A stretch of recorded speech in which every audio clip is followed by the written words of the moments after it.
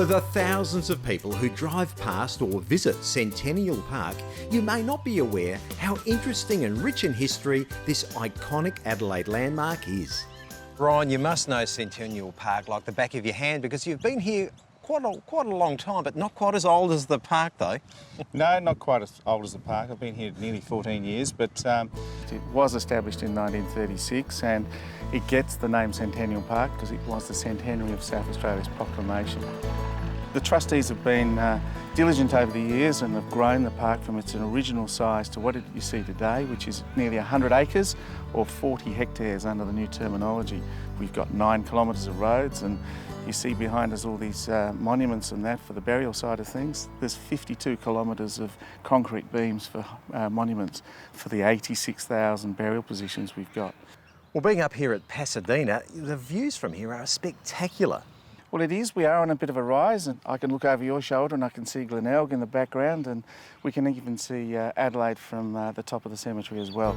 Centennial Park has a war grave section where the Commonwealth Government actually commandeered part of the cemetery, so we have 198 interments in the war grave section, which was closed in 1947, and we've been serving South Australia since our first burial that occurred in 1938 right through to today, and we continue to do so for many years to come.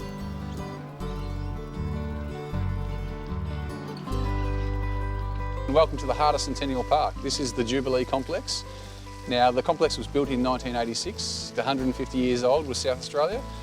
And I think it's important to note that it was the first of its kind in Australia and world-class facilities. And I think now, 30 years on, we're getting to the stage where we're revitalising the complex and it's really starting to come of age. The complex houses our 3 chapels, all named after iconic South Australians. Naturally, Mawson after Sir Douglas Mawson, the Florey after Howard Florey, and Hans Hyson, the famous South Australian artist. I know when you go into that foyer, the view out of there is absolutely magnificent. It is, you're right, Kim.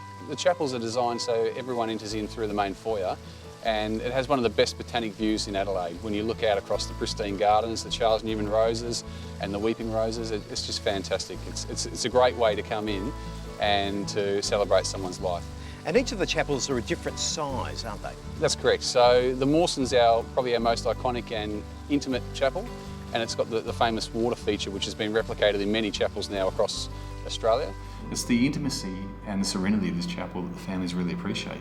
You might recognise some of the flowers. Yeah, well, the taro in the pots is absolutely fantastic. It's a great plant to stick in water and around water too. Well, something else that's fantastic is a fun little fact. The size of this chapel is actually the same dimensions as Mawson's hut in the Antarctic. That's quite spacious, really, isn't it? Yeah, it is. I don't know if they'll live in it for 12 months or long, but it's great. Might be a bit cosy. Yeah. The Hyson Chapel is the largest and seats up to 250 people.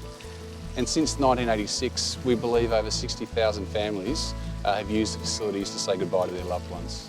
So it's a big part of South Australia's history, and we're very proud to be the guardians of this complex.